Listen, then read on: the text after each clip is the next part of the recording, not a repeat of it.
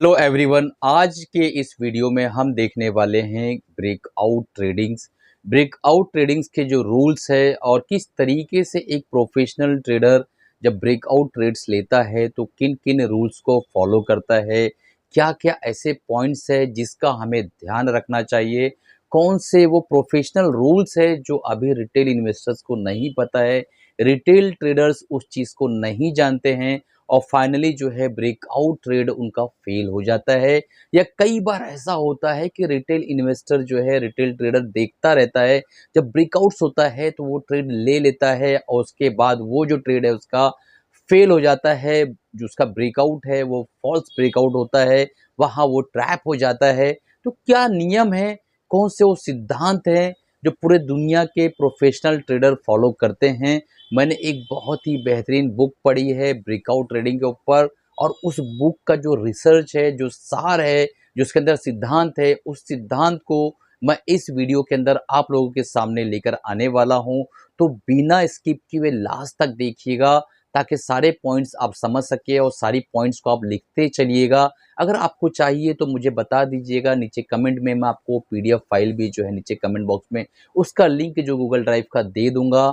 तो अब हम चलने वाले हैं स्क्रीन पर और देखने वाले हैं एक पीडीएफ फाइल के किस तरीके से ब्रेकआउट स्टेट को हमें लेना है, सारी चीज़ों को देखना है और किस तरीके से काम करना है। इससे पहले दोस्तों वीडियो शुरू करूं, अगर आपको ये चैनल पसंद आ रहा है, एजुकेशन के जो हमारे कंटेंट होते हैं वो आपको अच्छे लग रहे हैं, तो चैनल को सब्सक्राइब कर दीजिएगा, बेल बटन दबा दीजिए ताकि जब भी इस तरीके की वीडियो में डालूं आप लोगों तक पहुंच सके और आप उससे फायदा उठा सके। दोस्तों, इससे पहले वीडियो शुरू करूं, आप लोगों से एक बात बतानी थी कि हमारा जो स्विंग ट्रेडिंग का प्रोग्राम है वो बहुत ही इंतहाई कम फीस में हमने अवेलेबल कर दिया है।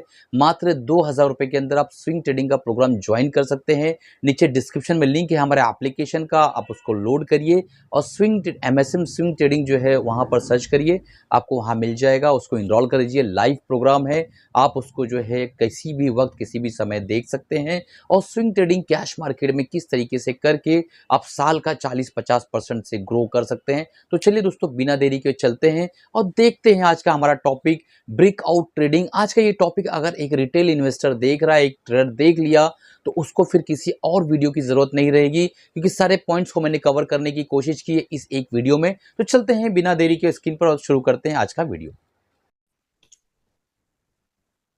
दोस्तों, हम जो है अपनी फाइल पर आ गए हैं और आपके सामने दिख रहा होगा कि professional way of breakout trading कैसे की जाती है, किस तरीके से की जाती है। क्योंकि ब्रेकआउट ट्रेडिंग के बहुत से लोग दीवाने होते हैं, बट उनको रूल्स पता नहीं होता है और रूल्स ना पता होने की वजह से वो ब्रेकआउट ट्रेडिंग प्रॉपर तरीके से नहीं कर पाते हैं।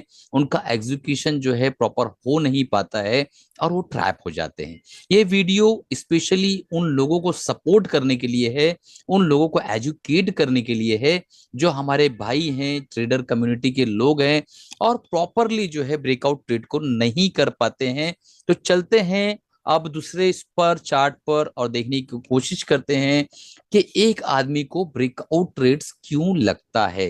एक ऐसा रिटेल निवेशक जिसको इन्वेस्ट करके आराम से रख कर भूल जाना चाहिए, तो उसे ब्रेकआउट ट्रेडिंग की जरूरत क्यों पड़ती है, उसके पीछे क्या वजह है, वो समझने की कोशिश करते हैं।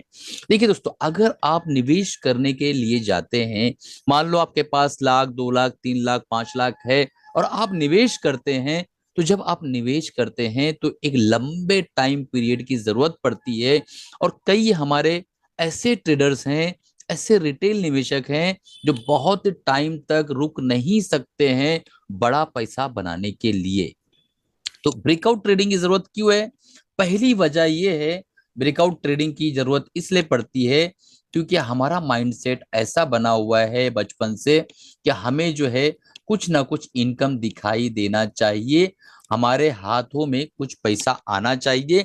बचपन से हमें जो है इस तरीके से ट्रेन किया जाता है, हमारे माइंड को, हमारे मदरबोर्ड को इस तरीके से बनाया जाता है, नाना नानी, दादा दादी, माँ बाप और मामा मामी के लिहाज से, कि इस तरीके से ही काम करना है कि आपने कोई चीज को अगर खरीदा है तो उसमें थोड़ा नफा आए, तो तो आपको जो है निकल जाना है, प्रॉफिट बना लेना है, आपको अपने घर प्रॉफिट लेकर आना है, उसको जो है छोड़ना नहीं है।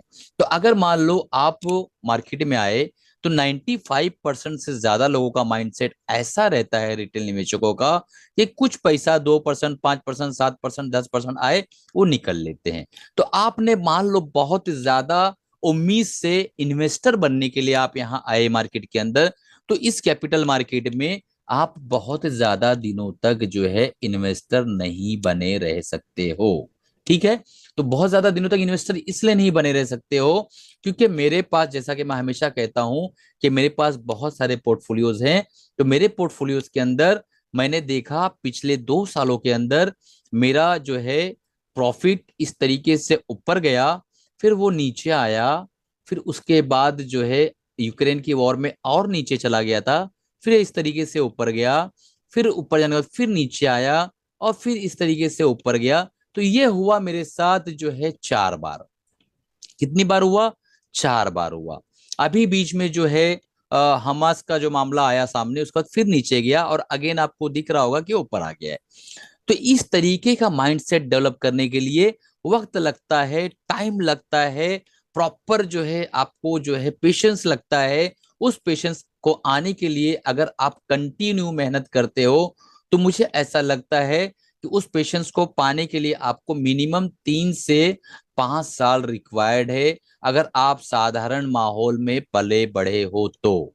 ठीक है, अगर आप खानदानी अमीर हो, आपके घर में सारी चीजों को सिखाया जाता है, आपको ट्रेन किया जाता है, तो वो दिगर बात है, फिर तो आप 6 महीने से साल भर के अंदर भी इस पेशेंस को ला सकते हो। उसकी वजह यह है कि हमें जो है ब्रेड एंड बटर पे भी ध्यान देना पड़ता है।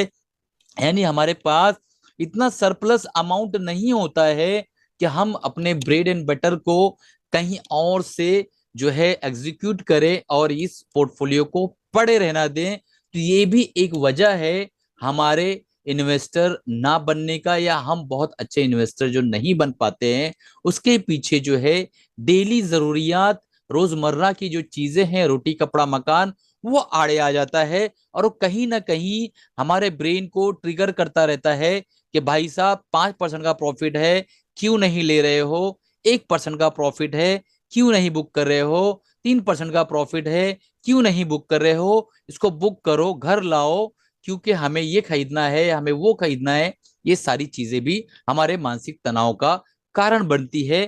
तो उसका एक निवारण है, उसका एक इलाज है कि आप इन्वेस्टर ना बनते हुए, अगर आपके पास कैपिटल बहुत छोटा है, तो आप जो है ब्रेकआउट ट्रेडर बन जाओ। ठीक है, अब यहां तक बात आई कि ब्रेकआउट ट्रेडिंग क्यों जरूरी है। क्योंकि ऐसा इन्वेस्टर जिसके पास 1 लाख, 2 लाख, 3 लाख, 5 लाख तक के भी फंड है, तो इन्वेस्ट करके वो उतना पेशेंस नहीं रख पाएगा।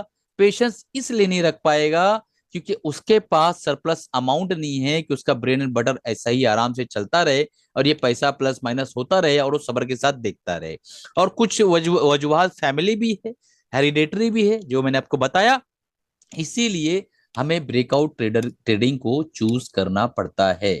ठीक है, तो ये वजह हुई ब्रेकआउट ट्रेडिंग क्यों। दूसरी बात कि मान लो 100 रुपए का एक स्टॉक है, वो गिरकर 50 रुपए का हो गया है। ठीक है, ब्रेकआउट ट्रेडिंग क्यों जरूरी, उसकी एक वजह है। अब ये 50% तक का डाउनफॉल इसके अंदर आया और ये गिरने के बाद यहाँ पे कंसोलिडेट करने लगा। अब एक 50% की गिरावट के बाद अचानक से इस तरीके से ऊपर नहीं जाएगा। 99% ऑफ टाइम यहां पर कंसोलिडेशन होगा। और एक चीज और समझ लीजिए, जो स्टॉक 40, 50, 60% गिर जाते हैं उनका कंसोलिडेशन कम से कम 2 से 3 साल चलता है। ठीक है, ये याद रखिएगा आप। लगभग लगभग 18 महीना तो कहीं नहीं गया, 18 मंथ तो स्टॉक आराम से कंसोलिडेट करेगा, उसके बाद यहां से निकलेगा। अगर आप निवेशक बनते हैं तो आप इस लेवल पर अगर लेते हैं तो आपका 1.5 साल यहाँ पे बर्बाद होगा। वो अलग बात है कि आप यहाँ पर सब्र आपका टूट जाएगा क्योंकि आप रिटेल इन्वेस्टर हैं और यहाँ पे आप भाग खड़े होंगे। जैसे ही 10% प्रॉफिट दिखा आप निकल लेंगे, उसके बाद यहाँ से ये 200% ऊपर की तरफ जाएगा, जो आप नहीं कमा पाएंगे। क्यों? क्योंकि रिटेल इन्वेस्टर बिल्कुल एक तरीके से सोचता है और ये बड़े निवेशकों को पता है। वो आपके सब्र के साथ खेलते हैं। मैं एक स्टॉक का नाम लेना चाहूंगा, कोई रिकमेंडेशन नहीं है। आप जाके जो है विप्रो को देख लीजिए, आपको समझ में आ जाएगा मैं क्या कह रहा हूं। बहुत दिनों से रिलायंस एक जगह पड़ा हुआ है, आप जाकर देख लीजिए, आपको समझ में आ जाएगा कि निवेशक जो रिटेल होते हैं उनके पूरे के पूरे अजायम को, उनके पूरे इरादों को किस तरीके से तोड़ा और मरोड़ा जाता है। ठीक है, अब चलते हैं अगली स्लाइड पे और देखने की कोशिश करते हैं कि भाई यहां पर ब्रेकआउट का क्या मतलब है और ब्रेकआउट हमें जो है किस तरीके से फायदा पहुंचाता है। तो हम अगले स्लाइड पर आ गए हैं। To ride the momentum, breakout trader हम क्यों बनते हैं? क्योंकि हमारा क्या मकसद होता है, एक स्टॉक 100 रुपए से गिरता गिरता गिरता गिरता गिरता 50 रुपए पे आया, फिर वो बढ़ता बढ़ता बढ़ता बढ़ता बढ़ता बढ़ता वापस से 100 रुपए पे आया। ठीक है, तो जब 100 रुपए पे आ गया है उस वक्त हमारे कान खड़े कर लेने हैं, क्योंकि हम एक रिटेलर मोमेंटम ट्रेडर हैं और हम जो है मोमेंट के साथ चलना चाहते हैं। जो स्टॉक के अंदर मोमेंट है हम उसी में बने रहना चाहते हैं। तो अब मोमेंटम ट्रेडिंग के हिसाब से 100 रुपए पे प्राइस आ गया है, भले इसको जो है बनने के लिए आपको 2 साल लगा हो, 3 साल लगा हो, 5 साल लगा हो, वो हमारे लिए कोई मायने नहीं रखता। बट ये चार्ट हमें दिख गया, 100 रुपए पे आ गया है, तो हम कोशिश करेंगे इस चार्ट का प्राइस जब 100 रुपया क्रॉस होगा, 102, 103, 104 जो भी होगा, उस वक्त हम इसको जो है बाय करेंगे। और जब तक इसके अंदर मोमेंट रहेगा, पोटेंशियल रहेगा, हम राइड करेंगे और एक अच्छा खासा नफा 40%, 20%, 10%, 15%, जब भी हमको, मैं आगे सारे नियम बताने वाला हूं, सारी चीजें समझाने वाला हूं। बट ये समझ लीजिए कि मोमेंटम ट्रेडिंग का मतलब क्या होता है। मोमेंटम ट्रेडिंग का मतलब होता है कि जो स्टॉक के अंदर स्ट्रेंथ है, जो स्टॉक बढ़ रहा है, हम उसी को खरीदेंगे बढ़े हुए प्राइस पे और उसी को राइड करेंगे उस वक्त तक जब तक हमारा ट्रेलिंग स्टॉप लॉस हिट ना हो। इसीलिए हमें मोमेंटम ट्रेडिंग को अप्रोच करने के लिए हमें जरूरत पड़ती है ब्रेकआउट ट्रेड्स की। ठीक है, तो ब्रेकआउट ट्रेड में हम क्यों आते हैं? ताकि हम मोमेंटम को कैप्चर कर सके, राइड कर सके, ट्रेंड को फॉलो करते हुए चल सके और एक अच्छा मुनाफा बना सके। दोस्तों वीडियो लंबा होगा, उसके लिए माफी चाहता हूं, लेकिन मैं आज बहुत अच्छे मूड में हूं। चाहता हूं कि आप इस वीडियो को देखने के बाद कोई और वीडियो आपको देखना ना पड़े। Who are the momentum traders? जैसा मैंने आपको बताया कि जो लोग सब्र नहीं कर सकते हैं, इन्वेस्टर नहीं बन सकते हैं, उन्हें जो है मोमेंटम ट्रेडिंग की तरफ अप्रोच करना चाहिए और उन्हें जो है ब्रेकआउट ट्रेडिंग की तरफ आना चाहिए। और ऐसे लोग मोमेंटम ट्रेडिंग और ब्रेकआउट ट्रेडिंग करके आराम से अपने पोर्टफोलियो को 30 से 40%, 50% तक का ग्रो कर सकते हैं, अगर वो सब्र के साथ आराम से प्रॉपर रूल्स को, मनी मैनेजमेंट को, सब कुछ फॉलो करते हुए चलें तो बहुत अच्छा नफा कमा सकते हैं।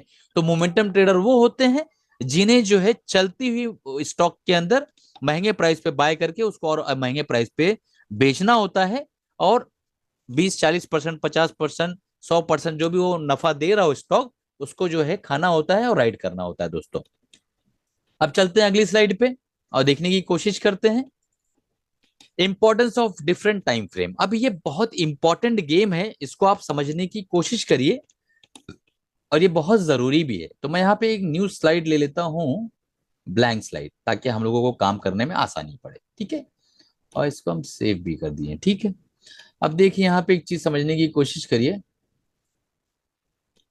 ये देखिए मल्टीपल टाइम फ्रेम का क्या मतलब है, इंपॉर्टेंट क्या होता है टाइम फ्रेम, वो समझ लीजिए। तो आपको ये तो पता होगा ना, आपको ये मालूम होगा ना कि टाइम फ्रेम कितने टाइप के होते हैं। आमतौर पे जो इंट्राडे ट्रेडर्स होते हैं वो चूज करते हैं 15 मिनट और 5 मिनट का टाइम फ्रेम। ठीक है, ये इंपॉर्टेंट होता है इंट्राडे ट्रेडर्स के लिए।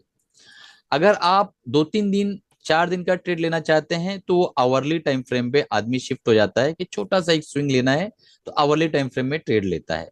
डेली टाइम फ्रेम में वो आदमी लेता है जिससे जो है 3 दिन से लेके 3 महीने तक के स्टॉक को रखना हो, वो डेली टाइम फ्रेम में शिफ्ट होता है। वीकली टाइम फ्रेम में वो काम करता है, वो इन्वेस्टर काम करता है जिसे जो है 1 हफ्ते से लेके जो है स्टॉक को कम से कम साल 1.5 साल तक रखना हो, तो ये जो है वीकली टाइम फ्रेम सिलेक्ट करता है।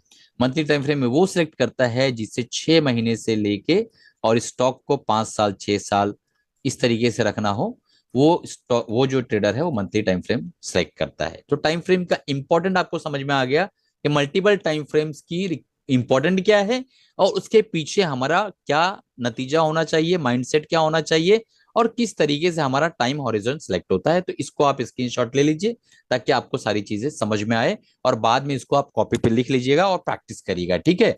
मैं हमेशा आपके साथ हूँ सिखाने के लिए, और मैंने एक प्लान किया है, डिजिटल बोर्ड तो नहीं लेकिन व्हाइट बोर्ड एक लेकर आऊंगा, उसमें मैं आपको सारी चीजें ना कंटिन्यू सिखाने की कोशिश करूंगा। तो आपको समझ में आ गया कि टाइम फ्रेम की क्या महत्व है। अब टाइप्स ऑफ ब्रेकआउट, तो ब्रेकआउट की कई टाइप्स है जैसा आपको पता है।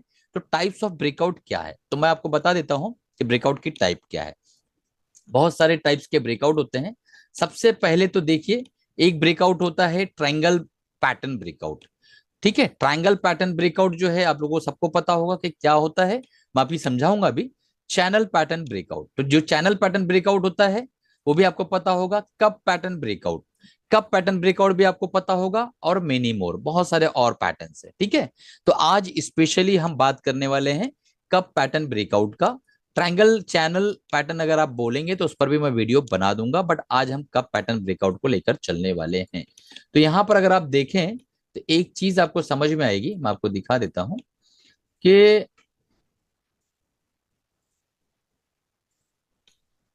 ट्रायंगल पैटर्न में बता देता हूं।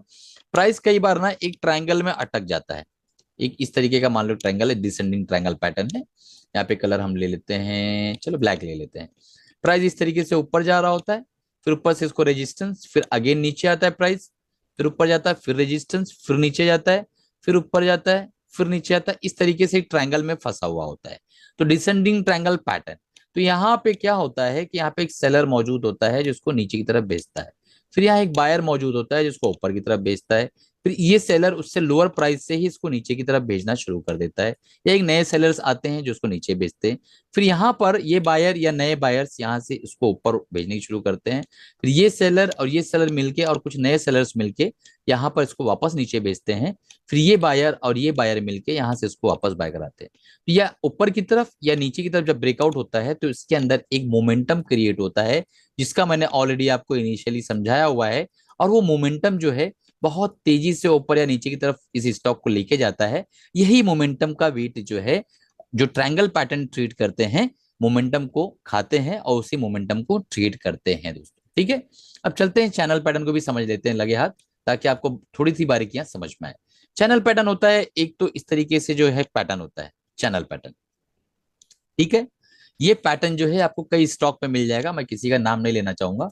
इसमें क्या होता है कि एक अपसाइड पोटेंशियल रहता है मार्केट में, एक मार्केट ऊपर जाती रहती है, फिर यहां से इसको एक रेजिस्टेंस क्रिएट होता है, फिर अगेन इसको नीचे भेजा जाता है, फिर सेम यहाँ पे एक बायर एक्टिवेट हो जाते हैं, फिर ये ऊपर जाता है, फिर यहाँ एक सेलर एक्टिवेट हो जाते हैं, फिर बायर यहाँ पे एक्टिवेट हो जाते हैं, फिर अगेन इसको बाय करके ऊपर ले जाते हैं, फिर यहाँ सेलर एक्टिवेट हो जाते हैं, फिर यहाँ पे बायर एक्टिवेट होते हैं। और इस तरीके से ये ऊपर की तरफ अगर ब्रेकआउट दे देता है तो इसके अंदर एक बहुत बढ़िया जो है मोमेंट मिलता है, और इसी मोमेंटम को खाने के लिए जो है हम जो है यहाँ पर बात कर रहे हैं, और इसीलिए हम ब्रेकआउट ट्रेडिंग की बात कर रहे हैं। सवाल ये पैदा होता है कि सर कितने पॉइंट्स मिलना चाहिए तो ये एक ट्रायंगल पैटर्न बनेगा। देखिए इसको हम ए नाम रख देते हैं, इसका नाम बी रख देते हैं, इसका सी रख देते हैं, इसका डी रख देते हैं। कम से कम 4 पॉइंट्स के बाद अगर ब्रेकआउट मिलता है तो ज्यादा बढ़िया है, अगर 4 से ज्यादा हो तो और अच्छा होता है, ठीक है। 4 से ज्यादा हो तो और अच्छा होता है, लेकिन 4 पॉइंट यानी 1 2 3 4, और यहाँ 5वें पॉइंट पे ब्रेकआउट हो तो भी बेटर है, बट 6ठे पॉइंट के बाद 7वें पॉइंट पे जब ब्रेकआउट होता है तो ज्यादा बढ़िया होता है। तो ये हो गया ट्रायंगल पैटर्न। अब हम कप पैटर्न पे तो डिटेल में बात करने ही वाले हैं, क्योंकि आज का हमारा पैटर्न ही कप पैटर्न है, ठीक है। अब चलते हैं, देखने की कोशिश करते हैं कि कप पैटर्न कैसा दिखाई देता है। तो देखिए कप पैटर्न जो है इस तरीके से दिखाई देता है, बिल्कुल एक कप की तरह ये पैटर्न होता है, ठीक है।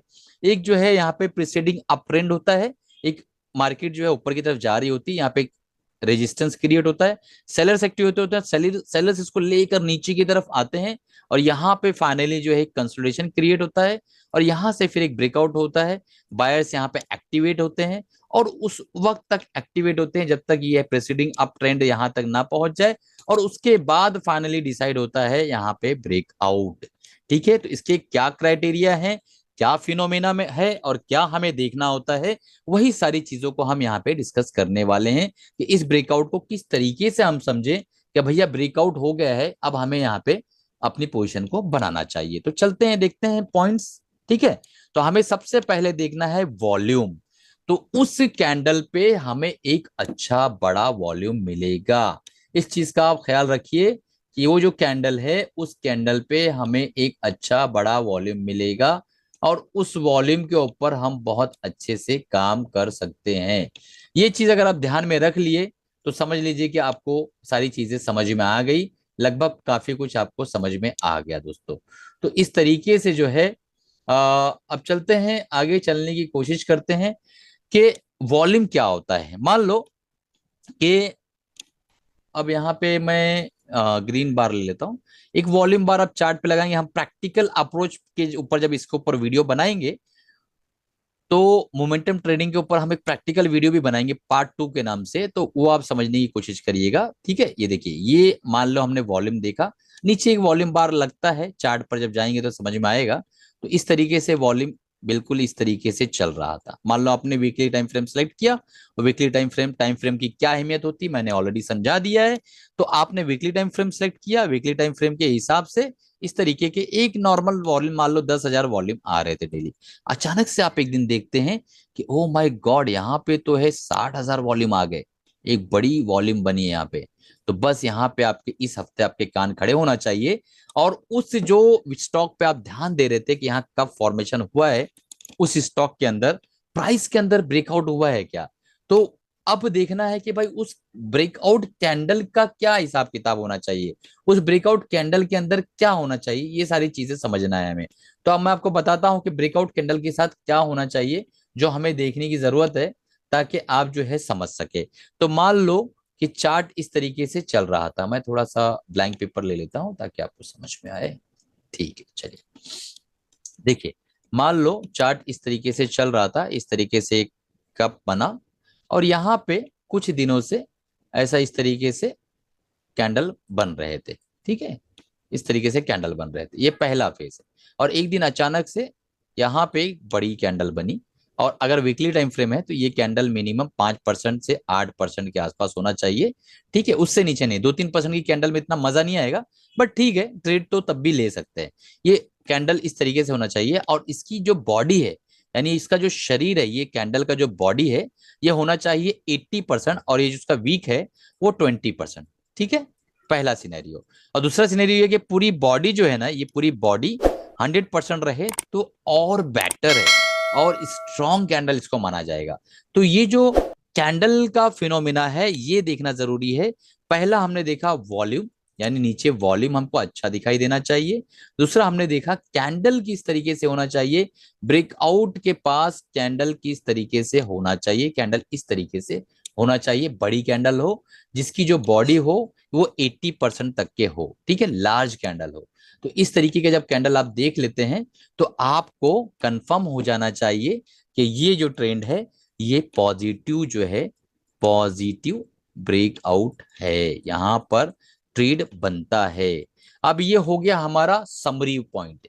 ठीक है, अब हम इसका दूसरा पार्ट लाएंगे, बट आप अगर कमेंट करेंगे, ठीक है, कम से कम अच्छे खासे कमेंट्स मुझे आना चाहिए।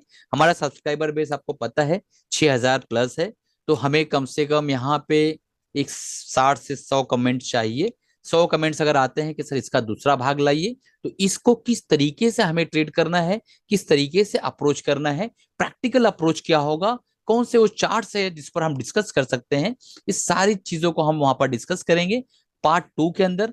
पार्ट 1 के अंदर हमने जो है ये बात तय की कि किस तरीके से हमें थ्योरेटिकली किस तरीके से हमें काम करना है। तो उम्मीद है कि आप जो है समझ गए होंगे कि मैं क्या कहना चाह रहा हूं और मैं किस तरीके से काम करना है। तो अगर पार्ट 2 आपको चाहिए, अच्छे से लाइक करिए, वीडियो को शेयर करिए और कमेंट करिए, तो मैं पार्ट 2 आप लोगों के लिए बहुत जल्द बना दूंगा दोस्तों। चलिए मिलते हैं पार्ट 2 में।